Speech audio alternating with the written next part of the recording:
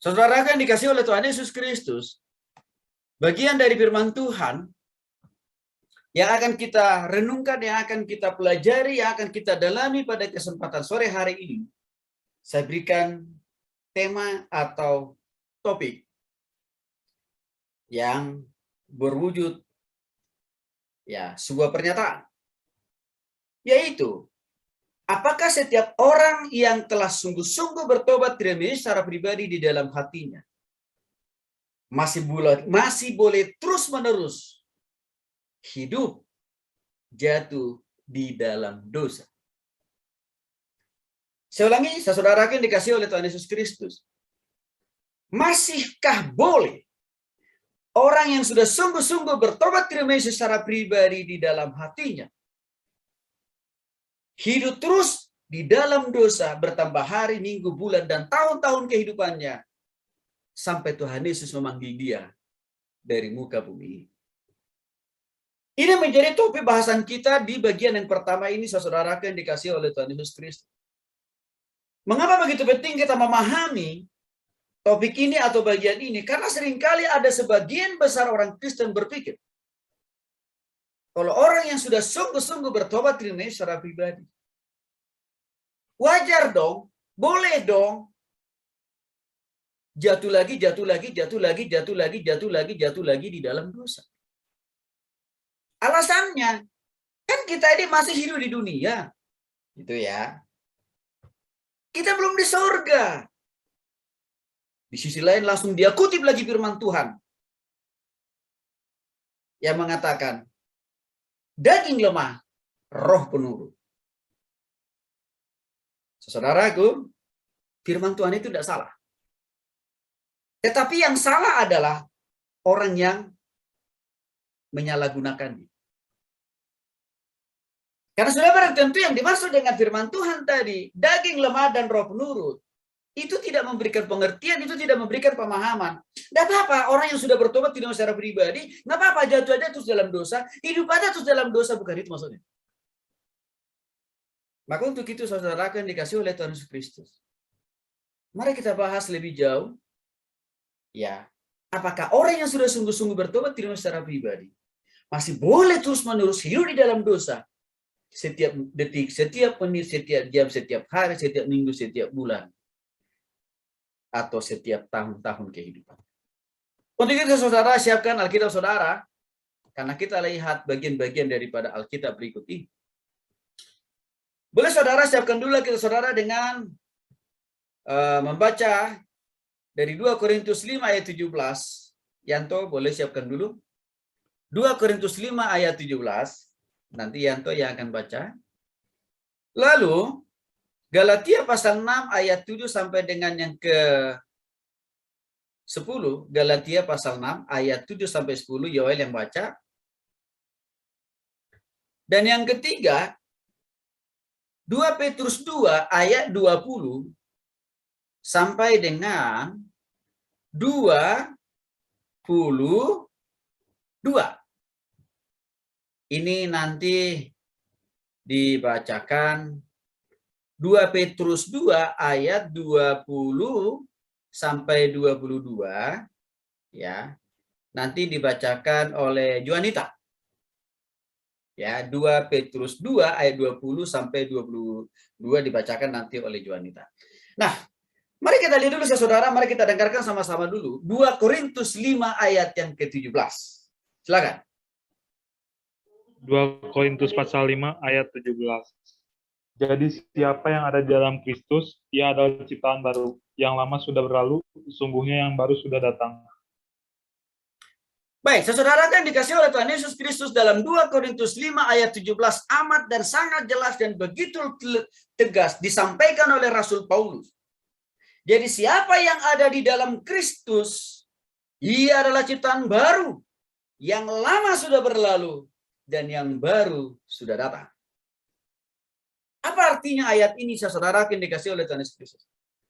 Orang yang telah sungguh-sungguh bertobat di nama Yesus secara pribadi, di dalam hatinya, dia menjadi ciptaan baru. Maka untuk itu, isi hati, isi pikiran, isi perasaan, tindak tanduk dan perbuatannya termasuk karakternya, termasuk cara berpikirnya, termasuk cara berkomunikasinya, termasuk cara belajarnya, termasuk caranya untuk mengisi waktu dan hidupnya, termasuk juga dalam bergaul, berteman, bersosialisasi, dan juga termasuk juga di dalam melakukan pekerjaannya, usaha dan bisnisnya, bahkan juga di dalam membangun rumah tangganya. Harus semakin lebih baik. Harus mengalami kemajuan demi kemajuan, bukan kemunduran demi kemunduran. Atau dalam pengertian yang lain, Rasul Paulus mau mengatakan, wajib hukumnya bagi orang yang sudah sungguh-sungguh bertobat tidak secara pribadi. Setiap detik, setiap menit, setiap jam, hari, minggu, bulan, dan tahun-tahun kehidupannya sampai dia dipanggil oleh Tuhan dari muka dunia ini. Harus ada progresitas, pertumbuhan, perubahan, kemajuan ke arah yang lebih baik. Artinya, harus semakin minim, harus semakin nihil, atau semakin alpa. Dia menyimpan hal yang negatif, ataupun juga berbuat dosa dan kesalahan di dalam kehidupan. Mengapa? Karena jelas dikatakan karena dia sudah didiami, sudah ditinggali, sudah dikuasai oleh Kristus. Maka untuk itu juga dikatakan di dalam Injil Matius, saudaraku yang dikasihi oleh Tuhan Yesus Kristus. Hendaklah Kristus tinggal di dalam kamu, dan kamu di dalam Kristus. Itu sama dengan artinya waktu kita bertobat tidak secara pribadi dalam hati kita. Itulah start awal atau awal mula Kristus tinggal di dalam hati kita secara roh. Dan di situ juga, dalam momen itu juga kita menyerahkan totalitas hidup kita. Dipimpin dan dikuasai oleh Kristus. Maka dengan demikian harus tampak jelas ada perbedaan yang signifikan. Yang cukup berarti. Perubahan, pertumbuhan, pembaharuan dalam diri orang yang sudah bertobat kepada Kristus. Contoh, kalau dia sebagai pelajar atau sebagai mahasiswa, misalkan dia sebelum bertobat secara pribadi dalam hatinya atau lahir baru, dulu mungkin setiap detik, setiap menit, setiap jam, hari, minggu, bulan, dan tahun-tahun kehidupannya, dia lebih banyak berbuat dosa. Dia lebih banyak hidup dalam kemalasan. Dan bahkan setiap waktu, setiap saat dia isi waktu dan hidupnya. Tidak lain, tidak bukan. Hanya memikirkan yang negatif. Artinya di dalam belajar pun tidak ada semangat. Dalam melakukan tugas dan tanggung jawabnya pun juga tidak ada antusiasme. Maka setiap detik, setiap menit, hari, minggu, bulan, dan tahun, terjadi kemerosotan, terjadi penurunan dalam totalitas hidupnya. Mulai dari hati, cara berpikir, cara berkomunikasi, cara mengerjakan, melakukan segala sesuatunya. Sehingga ujung-ujungnya, kegagalan demi kegagalan akan dialami oleh orang ini. Kemerosotan demi kemerosotan akan dialami orang yang seperti ini. Itu adalah gambaran kehidupan orang yang belum sungguh-sungguh bertobat kepada Kristus. Tetapi waktu dia bertobat tidak hanya secara pribadi atau lahir baru, itu harus ditinggalkan. Itu harus dirubah. Itu harus mengalami pembaharuan di dalam totalitas hidup. Mengapa? Karena kehadiran Kristus di dalam hatinya mengubah isi hatinya, mengubah cara berpikirnya, mengubah cara berkomunikasinya, mengubah cara dia mempergunakan tangan dan kakinya.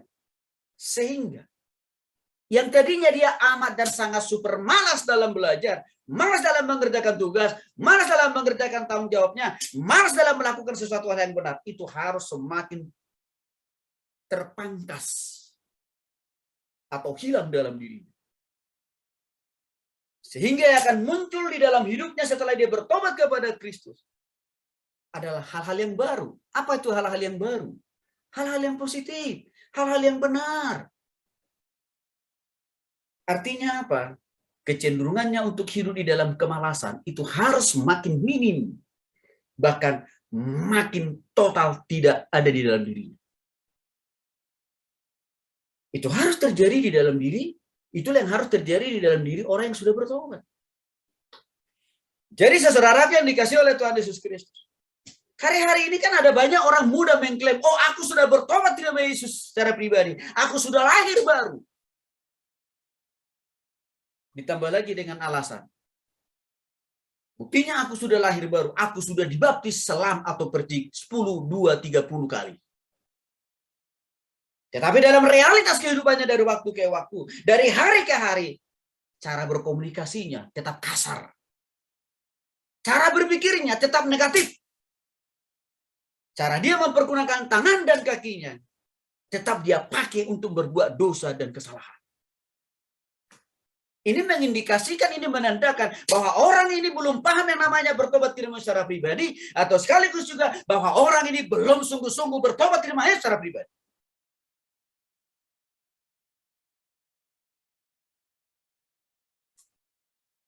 Itu yang pertama. Saya kasih contoh yang kedua. Kalau orang yang sudah bertobat sungguh-sungguh secara pribadi di dalam hatinya kepada Yesus, di mana dulu mungkin kebiasaannya itu adalah hidup di dalam penguasaan dan pengendalian rokok, miras, narkoba. Itu hobinya, itu vitaminnya, kira-kira begitu. Itu kesukaannya dari waktu ke waktu. Tapi kalau dia sudah sungguh-sungguh bertobat tidak secara pribadi, kebiasaan merokok itu harus dia tinggalkan. Kebiasaan mengkonsumsi miras dan narkoba itu harus juga dia pangkas. Dia akhiri dalam hidupnya. Karena ada Yesus yang sudah berkuasa memimpin dan mengarahkan. Dan juga memampukan dia untuk meninggalkan semua kebiasaan-kebiasaan lama tadi, saudara. Itulah yang harus terjadi dalam diri orang yang sudah bertobat kepada Kristus. Kedua, mari kita lihat Galatia pasal 6 ayat 7 sampai dengan ayat yang ke-10. Silakan. Galatia 6 ayat 7 sampai 10. Jangan sesat, Allah tidak membiarkan dirinya dipermainkan. Karena apa yang ditabur orang, itu juga yang akan dituainya. Sebab barang siapa menabur dalam dagingnya, ia akan menuai kebinasaan dari dagingnya. Tetapi barang siapa menabur dalam roh, ia akan menuai hidup yang kekal dari roh itu. Janganlah kita jemu-jemu berbuat baik, karena apabila sudah datang waktunya, kita akan menuai. Jika kita tidak menjadi lemah.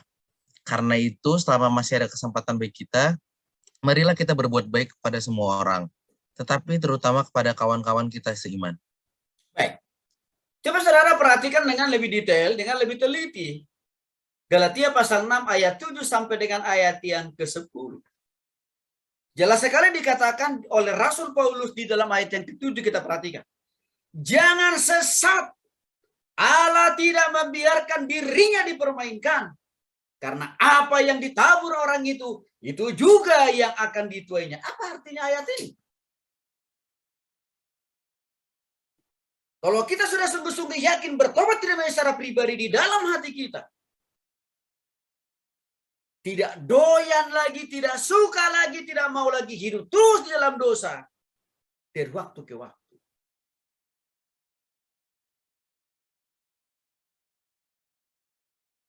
itu sudah pasti tidak lagi dilakukan orang yang sudah sungguh-sungguh bertobat terima Yesus, saudara. Maka saya katakan di awal tadi, kalau ada orang yang mengklaim, aku sudah lahir baru kok, aku sudah terima Yesus kok. Kapan, di mana? Dia hafal itu. Di Bethlehem, tempat kelahiran Yesus. Dan dibaptisnya di Sungai Yordan waktu Yesus dibaptis. Gitu, agak lebih sedikit pula. Tapi kalau tidak ada perubahan, kalau tidak ada pertobatan, tidak ada pembaharuan di dalam dirinya, omong kosong itu pernyataan itu. Omong kosong itu klaim. Itu. Karena orang yang sudah sungguh-sungguh bertobat kepada Yesus, harus ada yang berubah. Dan perubahan itu harus ke arah yang lebih positif, harus ke arah yang lebih baik, dan harus lebih lagi semakin lebih serupa dengan Kristus di dalam totalitas hidupnya. Maka untuk itulah Rasul Paulus menegaskan dalam Galatia pasal 6 ayat 7 ini khususnya. Orang yang sudah sungguh-sungguh bertobat tidak secara pribadi, tidak boleh lagi dia doyannya, kesukaannya itu hidup terus di dalam dosa. Karena sudah ada Kristus di dalam hatinya. Belum lagi kita punya roh penolong yaitu Roh Kudus dalam hidup kita. Maka dalam konteks ini Rasul Paulus memberikan peringatan keras dan sekaligus tegas mengatakan, "Hei, jangan sesat. Kalau engkau katakan engkau sudah sungguh-sungguh bertobat tidak secara pribadi, tetapi hidupmu, cara berpikirmu, cara belajarmu, cara bekerjamu, cara berbisnismu, cara melayanimu tidak lebih baik ke arah Kristus. Ingat, Allah tidak membiarkan dirinya dipermainkan. Karena apa yang ditabur orang itu juga yang akan dituainya." Poin kedua, dari Galatia pasal 6 ayat 7 ini, Paulus mau mengatakan kepada kita,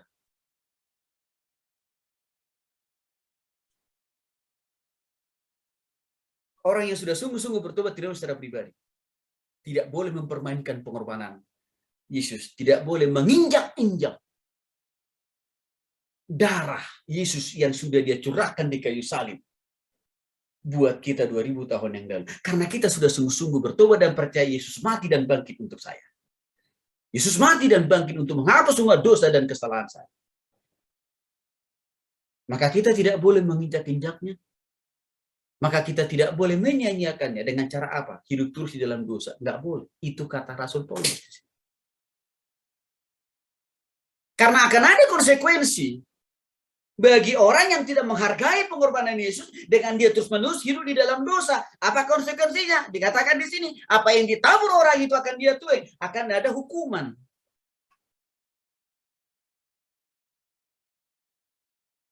Lalu di ayat yang ke-6 dikatakan, di ayat yang ke-8 dikatakan, barang siapa menabur dalam daging, ia akan menuai kebinasaan dari dagingnya. Ia akan menuai kebinasaan dagingnya, tetapi barang siapa menabur dalam roh, ia akan menuai hidup yang kekal dan roh itu. Dalam konteks ini Rasul Paulus mau mengatakan, kalau engkau sudah sungguh-sungguh bertobat tidak secara pribadi, pertahankanlah hidup dalam kekudusan, pertahankanlah hidup dalam kebenaran, pertahankanlah untuk terus-menerus berubah dan bertumbuh dan dewasa dalam Kristus. Artinya, harus ada perubahan. Maka saudaraku yang dikasih oleh Tuhan Yesus Kristus, orang yang sudah sungguh-sungguh bertobat tidak secara pribadi, mudah melihatnya, gampang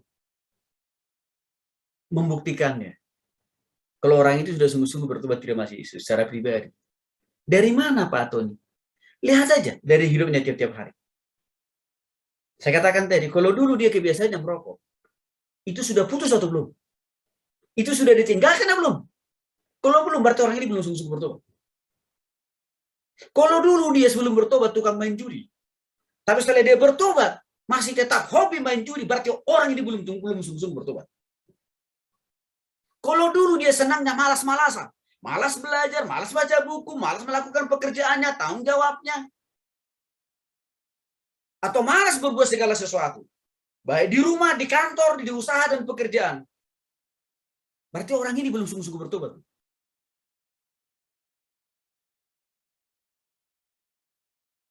Itu yang dimaksud oleh Rasul Paulus, saudaraku. Nah, sekali lagi, banyak orang Kristen tidak paham ini. Sehingga begitu mudah mengaku, mengklaim, aku sudah bertobat terima Yesus. Buktinya apa? Aku udah dibaptis gitu. Saya sudah melihat terlalu banyak orang yang mengklaim, mudah mengklaim, aku sudah bertobat terima Yesus. Buktinya apa? Saya tanya, aku udah dibaptis ulang gitu. Tapi saya lihat cara berpikirnya, saya lihat cara komunikasinya, saya lihat cara melayaninya, saya lihat cara belajar, cara kuliahnya, ngaur, ngaco, tidak lebih baik. Maka saya bilang, omong kosong kau bilang kau sudah bertobat terima Yesus. Saudara akan dikasih oleh Tuhan Yesus Kristus. Waktu saya belum bertobat terima secara pribadi, tahun 94, waktu saya belum bertobat terima secara pribadi, Saya tipe orang yang sangat ambisius. Saya orang yang paling tidak mau dikalahkan oleh siapapun dalam semua hal.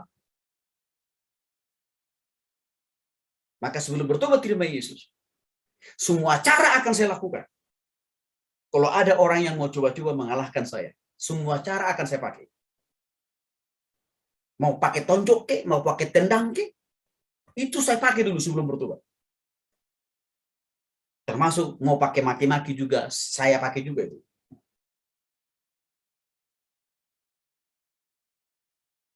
Tapi waktu saya sudah bertobat tidak secara pribadi tahun 94.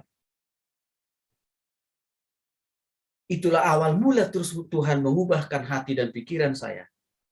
Mengubahkan karakter saya. Mengubahkan totalitas hidup saya menjadi lebih baik. Artinya apa?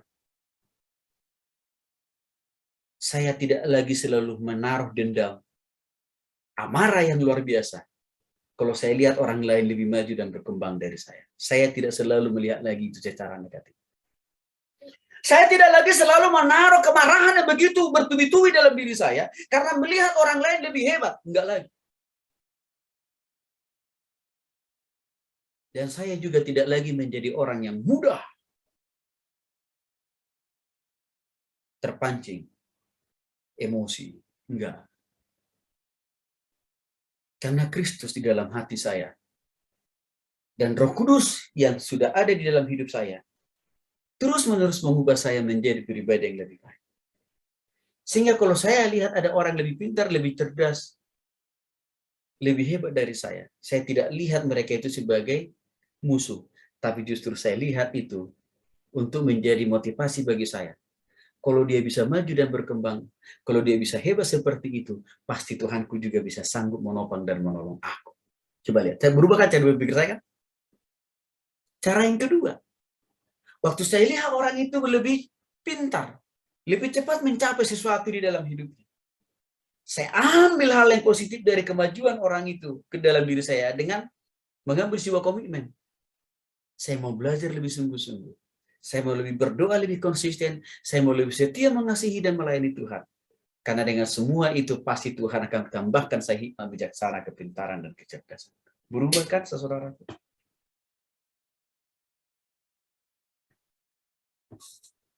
Jadi tidak bisa kita mudah mengklaim, aku sudah lahir baru, aku sudah bertobat, buktinya A, B, C, X, dan Z. Tetapi dalam realitas kehidupannya, dalam karakternya, dalam cara berpikirnya, cara belajarnya, cara bekerjanya, cara berbisnisnya, cara berusahanya, masih pakai cara-cara yang salah. Ini tidak boleh terjadi. Saudara yang dikasih oleh Tuhan Yesus Kristus. Ya.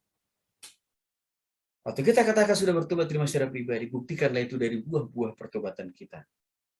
Dari cara berpikir dan totalitas hidup kita secara pribadi. Mari kita lihat 2 Petrus 2, ayat 20 sampai dengan 22. Silakan. 2 Petrus 2 ayat 20 sampai 22.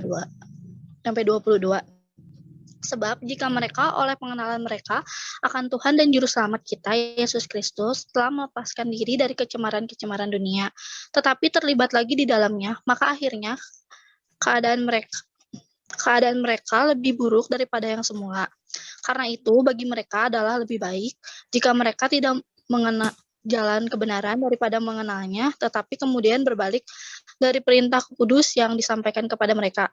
Bagi mereka cocok apa yang dikatakan peribahasa yang benar ini. Anjing kembali ke muntahnya dan babi yang mandi kembali lagi ke kubangannya. Baik, makasih. Nah, coba saudara perhatikan. Ini ayat ini luar biasa ini. Dan pasti kalau orangnya belum bertobat pasti tersinggung dengan ayat ini. Karena apa? Coba perhatikan ya. Di dalam 2 Petrus 2 ayat 20 kita lihat dulu. Dikatakan di sana, sebab jika mereka oleh pengenalan mereka akan Tuhan dan Juru Selamat kita, Yesus Kristus, telah melepaskan diri dari kecemaran-kecemaran dunia, tapi terlibat lagi di dalamnya, maka akhirnya keadaan mereka lebih buruk daripada semula. Saya mau coba terjemahkan maksud dari Rasul Petrus tentang ayat 20 ini dalam bahasa yang lebih sederhana. Rasul Petrus mau katakan kepada kita, "Hei, kalau engkau bilang engkau sudah sungguh-sungguh bertobat tidak secara pribadi atau lahir baru, tidak ada alasan bagimu untuk hidup lagi di dalam dosa dan bahkan menikmati dosa itu dari waktu ke waktu, dari hari ke hari, dari bulan ke bulan, dari tahun ke tahun. Itu tidak boleh," kata Petrus. Mengapa? Karena waktu kita bertobat tidak bisa secara pribadi dengan sungguh-sungguh, darah Yesus sudah juga serta-merta menghapus semua dosa dan kesalahan-kesalahan kita itu. Dan juga memuduskan dan menyucikan kita. Serta Roh Kudus juga dimateraikan atau diberikan di dalam hidup kita. Untuk membimbing, mengarahkan, menopang, dan menolong kita dari waktu ke waktu. Untuk berpikir lebih baik. Bertindak lebih baik. Bekerja lebih baik. Belajar lebih baik. Melakukan segala sesuatunya menjadi lebih sempurna. Maka Petrus bilang, itu harus terjadi di dalam diri kalian yang sudah sungguh-sungguh bertobat kepada Yesus. Jangan engkau bilang sudah bertobat tidak secara pribadi. Tapi hobimu, kesukaanmu, cara berpikirmu, cara belajarmu, cara bekerjamu, cara melayanimu tidak semakin lebih baik. Itu tidak boleh. Bahkan Petrus katakan, kalau engkau mengklaim engkau sudah sungguh-sungguh bertobat terima Yesus dan lahir baru, tapi tidak mengalami perubahan, tidak mengalami pertumbuhan dalam totalitas atau aspek hidupmu, kata Petrus, keadaanmu lebih buruk daripada yang semula. Keadaanmu lebih buruk daripada yang semula maksudnya apa? Lebih parah daripada keadaan hidup sebelum bertobat kepada Kristus. Dalam konteks ini sebenarnya Petrus mau menegaskan, jangan mudah berucap, mengklaim, mengambil kesimpulan, oh aku sudah bertobat tidak secara pribadi. Padahal belum, itu maksudnya Petrus. Tetapi di sisi lain Petrus juga mengatakan, kalau engkau mau sungguh-sungguh bertobat tidak secara pribadi, apa puji Tuhan, haleluya, kan kira-kira begitu. Tetapi buktikan kasih kuasa Kristus yang telah mengalir di dalam hidupmu. Engkau tidak makin lebih buruk lagi. Engkau tidak makin terus-menerus jatuh di dalam dosa. Itu kira-kira yang mau ditegaskan oleh Petrus. Jadi saudaraku yang dikasih oleh Tuhan Yesus Kristus, pengakuan pertobatan kepada Yesus secara pribadi dalam hati itu harus dinyatakan. Harus terlihat dari waktu ke waktu di dalam hidup kita secara pribadi. Kalau misalkan sebagai perempuan yang sudah bertobat kepada Kristus, saya kasih contoh ya. Maka harus berubah juga caranya, apa? Cara berkomunikasinya. Kalau dulu sebelum bertobat mungkin, ya, ini mulut dipakai hanya untuk apa? Menghina, memaki, menghujat orang kan gitu. Tapi kalau sudah bertobat, ini mulut harus dipakai untuk mengatakan, mengkomunikasikan sesuatu hal yang benar, yang positif. Kan Yakobus berkata, kita hanya dikasih satu mulut oleh Tuhan. Masa sih mulut yang satu ini kita pakai juga di hari Minggu memuji Tuhan. Tapi hari Senin, Selasa, Rabu, Kamis, Jumat, Sabtu kita pakai untuk menghujat Tuhan. Dengan cara apa? Menghina orang, memaki orang, nyumpahin orang. Apalagi menipu orang. Atau membuat berita hoax kan kira-kira begitu. Itu harusnya nggak boleh terjadi dalam diri orang yang sudah bertobat.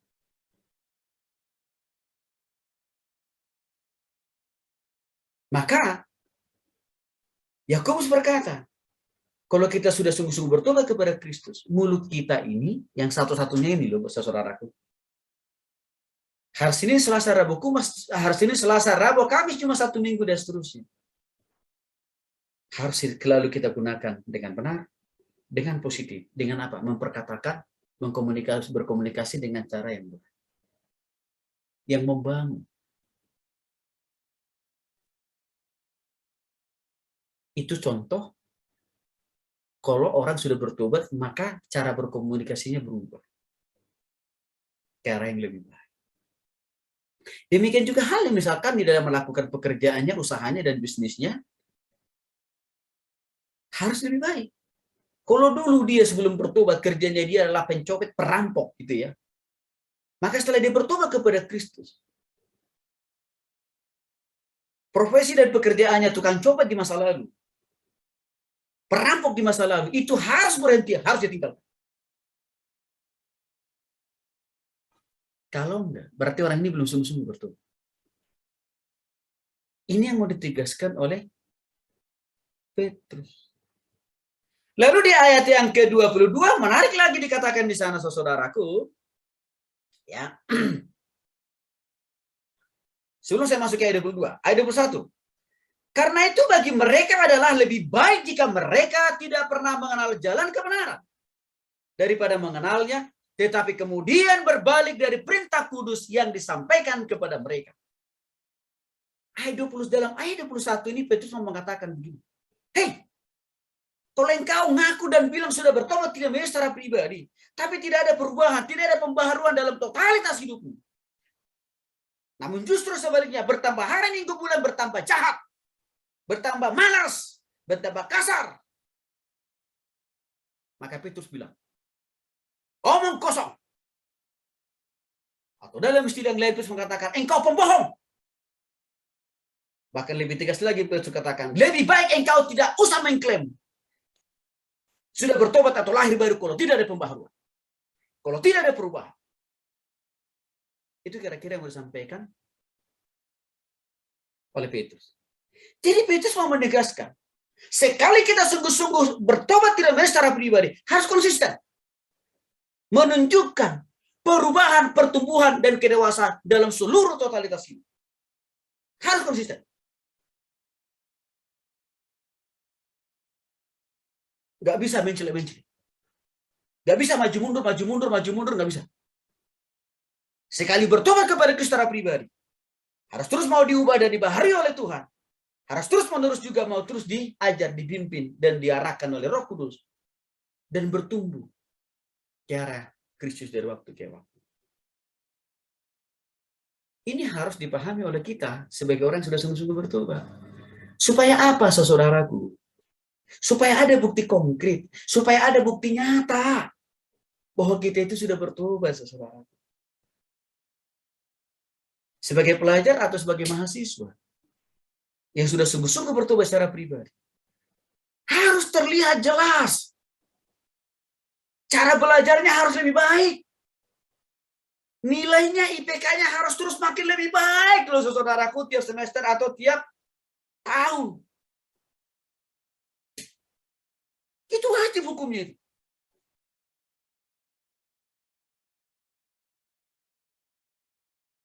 Karena kitab Yakobus juga berkata, iman harus dibuktikan dari perbuatan, kan? Suatu saat ada seseorang bertanya ke saya, Pak Tony, kira-kira menurut Pak Tony saya sudah bertobat atau belum? Lalu saya tanya balik, coba jelaskan ke saya, kira-kira menurut kamu sudah bertobat atau belum? Saya bilang, karena kamu kan yang merasakan, kamu kan yang menjalani hidupmu, saya bilang. Tapi coba jelaskan dulu ke saya, bentuk-bentuk konkret bahwa kamu sudah bertobat. Lalu dia bilang begini, satu Pak Tony, ya, saya rajin berdoa. Oke. Terus apa lagi saya bilang? Rajin baca firman. Oke. Apa lagi? Rajin melayani. Oke. Itu aja Pak Tun. Kebetulan kan dia mahasiswa kan? Saya makin curiga. Loh, bagaimana dengan studimu? Bagaimana dengan IPK-mu? Bagaimana dengan nilaimu? Dia nggak bisa jawab. Dia hanya bisa terdiam dan tertunduk. Saudara tahu kenapa? Orang ini ngakunya rajin berdoa, rajin baca Alkitab, rajin melayani. Tapi studinya IPK-nya hancur-hancuran. Tidak lain tidak bukan. IPK-nya Nasakom. Tahu Nasakom kan? 0,1. Saya bilang, bukti konkret orang yang sudah bertobat bukan hanya dari konsistensinya yang berdoa, bukan hanya dari kerajinannya baca firman, bukan hanya dari kerajinannya melayani Tuhan, tetapi juga termasuk di dalamnya bagaimana dengan cara belajarmu, cara berpikirmu, dan juga bagaimana IPK-mu dan juga nilaimu.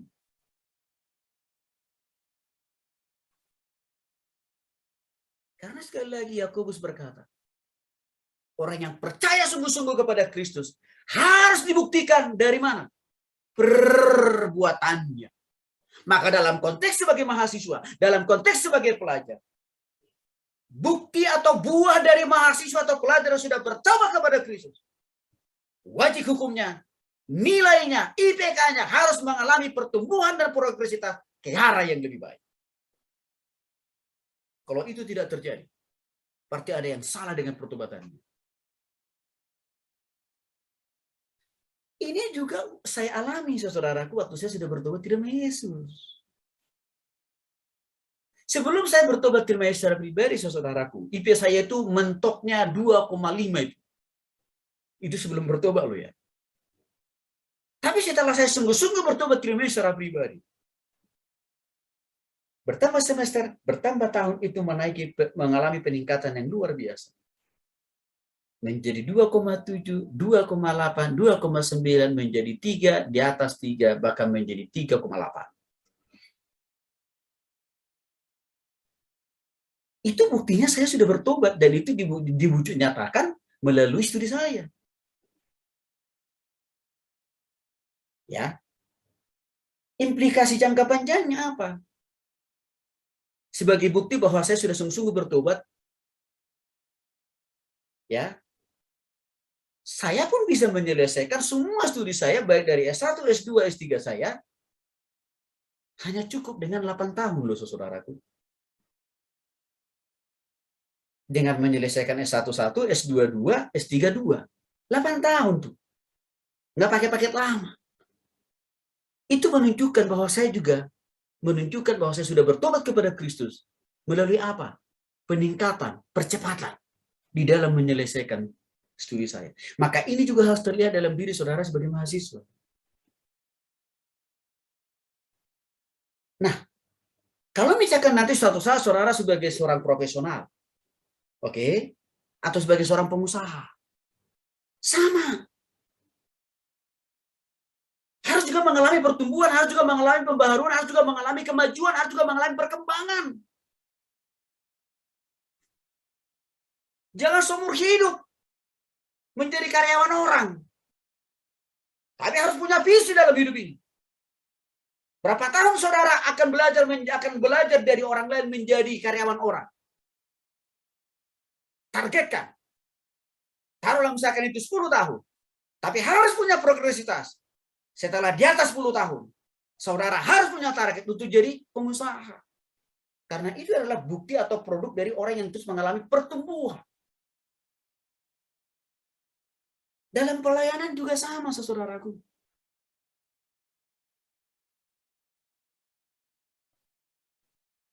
Saya hanya 5 tahun menjadi karyawan atau menjadi staf di pelayanan orang lain. Hanya 5 tahun, saudaraku. Tetapi saya terus berdoa dan bergumul dan berusaha dengan sekuat tenaga dengan pertolongan Tuhan. Dan saya buat target dalam hidup saya. Tuhan, kalau saya sudah selesai dibentuk Tuhan, diajar Tuhan, melayani di tempat ini 5 tahun. Tuhan berikan saya hikmah bijaksana dan berikan saya kepercayaan untuk juga membangun pelayanan sendiri. Maka setelah 5 tahun, saudaraku, itu saya membuat pelayanan sendiri. Saya membuat yayasan sendiri. Saya membuat sekolah sendiri. Saudara tahu, itu juga adalah buah bukti bahwa saya mengalami perubahan. Saya mengalami pertumbuhan. Itu yang dimaksud oleh Petrus di sini. Di dalam ayat 22, Petrus katakan, bagi mereka cocok apa yang dikatakan peribahasa yang benar ini. Anjing kembali lagi ke muntahannya, dan babi yang mandi kembali lagi ke kubangan. Di sini Rasul Petrus keras.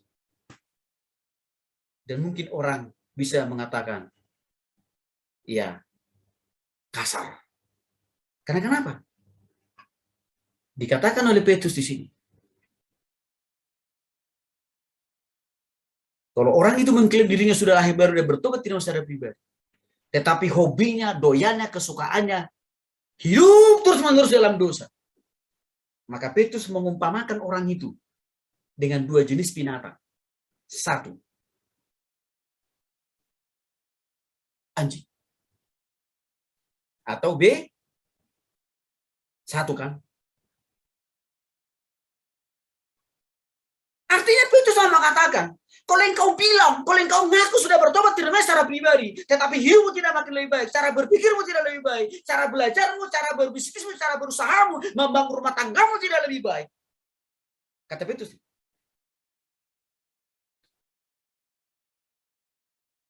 engkau tidak lebih baik daripada seekor B1, kira-kira begitu. Maka mungkin Petrus mau mengatakan, masih lebih berharga B1 daripada kau, kata Petrus. Saudara tahu apa yang paling sifat-sifat dari B1 atau anjing yang paling menjijikan? Kalau anjing makan, saudaraku, dia nggak pernah tahu kapasitas isi perutnya. Makanya biasanya anjing dijajalin terus, dia kasih makanan yang enak, dimakan aja. Padahal sebenarnya kapasitas perutnya udah nggak sanggup nampung tuh.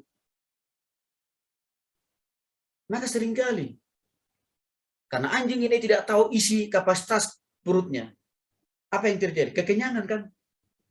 Dan waktu dia kekenyangan, apa yang terjadi? Dia muntah di sembarangan tempat. Dan tidak sampai berhari-hari, berminggu-minggu, hanya ukuran beberapa menit. Muntahannya yang baru dikeluarkan dari mulutnya, itu dijilatin lagi, saudaraku. Bayang itu. Petrus mau mengatakan, hey, kalau engkau mengatakan engkau sudah sungguh-sungguh bertobat tidak Yesus, tetapi engkau masih sukanya makan muntahanmu, berarti engkau sama saja seperti B1. Itu kata Petrus.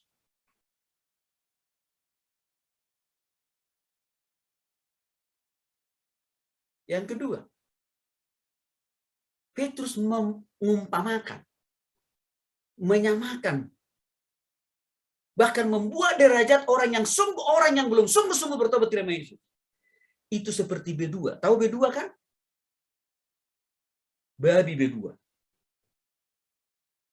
Saudara tahu, saya dulu waktu sekolah sampai SMA itu memelihara anjing B1 dan juga B2 babi. Jadi saya tahu persis pengalaman mereka. Saya tahu persis sifat-sifat babi dan anjing. Saudara, B2 atau babi. Ya. Kalau kita mandikan dia senang. Dan itu dulu saya lakukan. Sebelum saya pergi sekolah tiap pagi, itu tugas saya itu adalah memandikan babi peliharaan orang tua saya. Selesai saya mandikan dia, saudaraku, saya sikat tuh badannya, saya lap pakai handuk, sampai kering loh. Setelah itu apa? Saya bersihkan kandangnya dari kotorannya. Oke. Lalu saya keluar untuk mempersiapkan, untuk memberikan makannya. Gak sampai 1 menit, saya keluar dari kandangnya, saudaraku. Mau ambil makanannya kan. Udah berak lagi dia. Di kandang yang baru saya bersihkan itu. Tidak cukup hanya buang kotorannya di kandang itu. Tapi dia berguling-guling lagi di atas kotorannya. Maka waktu itu saya berpikir, ini juga kali alasannya ya. Kenapa Tuhan kasih nama dia ini babi? Karena kenapa? Tidak bisa membedakan mana yang bersih, mana yang sudah bersih, dan mana yang kotor gitu. Benar juga ya namanya ini dikasih nama babi. Dalam konteks ini Petrus mengatakan, orang yang sudah sungguh-sungguh bertobat itu secara pribadi. Tidak boleh seperti babi. Yang artinya apa? Hari Minggu kelihatannya kudus. Tapi hari Senin, Selasa, Rabu, Kamis hidup di dalam kekudusan. Hidup di dalam dosa. Hidup di dalam kejahatan. Petrus katakan, orang itu sama persis seperti babi. Ini bukan kata Tony. Ini kata Petrus, kan kita baca ayatnya. Saudara kan dikasih oleh Tuhan Yesus Kristus. Setelah saya pahami apa yang disampaikan oleh Rasul Petrus ini. Inilah yang terus saya taruh di hati dan pikiran saya setelah saya bertobat di nama Yesus. Sehingga ayat ini juga yang terus menopang saya, menolong saya, mengingatkan saya. Tom, kamu kan sudah bertobat terima Yesus. Jangan berikan ruang dan kesempatan di dalam hati dan pikiran, tindakan dan perbuatanmu untuk berbuat dosa. Hati-hati. Jangan sampai kau sama seperti babi atau sama seperti anjing. Jadi saudaraku yang dikasih oleh Tuhan Yesus Kristus. Sayang kan? Kita ini sudah yakin sungguh-sungguh bertobat terima Yesus. Yang kedua, kita ini kan punya akal dan pikiran. Juga mahasiswa pula. Atau nanti suatu saat juga saudara akan jadi sarjana, jadi pemimpin, jadi pengusaha. Janganlah cara berpikir, sifat, dan karakter kita itu hari-hari ini dan juga di masa yang akan datang disamakan seperti anjing dan babi. Yang kedua, mulai hari ini saudara ingat nih. Jaga hati dan pikiranmu, tindakan dan totalitas hidupmu dari waktu ke waktu. Supaya tidak terus doyan hidup di dalam dosa. Karena kalau saudara lakukan itu, kalau saudara lebih suka hidup di dalam dosa dan kemalasan, ingatlah dua nama binatang ini. Anjing dan babi. Artinya apa? Orang yang masih terus hidup di dalam dosa, hidup dalam kemalasan. Sadari, pahami, ketahui, dan ingat. Berarti, dalam posisi waktu saudara hidup dalam dosa dan kemalasan itu, kata Petrus, kita, saudara, tidak ada bedanya seperti anjing dan babi. Tapi saya yakin dan percaya, kita semua di sini diciptakan Tuhan di atas daripada B1 dan B2. Maka untuk itu saya berdoa, supaya mulai hari ini, esok, dan seterusnya, harus ada perubahan, harus ada perbaikan, harus ada peningkatan dalam cara berpikir, bertindak, berkomunikasi, dalam cara belajar, dalam cara saudara melakukan pekerjaan dan tanggung jawab di rumah, di kosan, di kantor, dalam usaha dan pekerjaan, bahkan dalam pelayanan harus lebih baik. Karena kita tidak mau disamakan seperti babi dan anjing. Saudaraku yang dikasih oleh Tuhan Yesus Kristus, sekali sungguh-sungguh bertobat tidak secara pribadi, hal bertanggung jawab menjaga diri untuk hidup terus dalam kebenaran dan juga untuk hidup terus di dalam pembaharuan dari waktu ke waktu. Ingat, kalau kita makin terus lebih doyan hidup di dalam dosa, itu indikasinya kita belum sungguh-sungguh bertobat. Dan ketahui juga saudaraku, Yesus mati di kayu salib hanya satu kali untuk selama-lamanya, dan itu sudah berlalu 2000 tahun yang lalu. Artinya apa? Kalau saudara masih doyan lagi hidup terus dalam dosa, hidup terus di dalam kesalahan, ingat, pengampunan Yesus itu belum tentu lagi ada buat saudara. Mengapa? Karena saudara menyanyiakannya. dengan tidak sungguh-sungguh bertobat terima secara pribadi. Saudara yang dikasihi oleh Tuhan Yesus Kristus, pahami firman Tuhan ini dengan benar.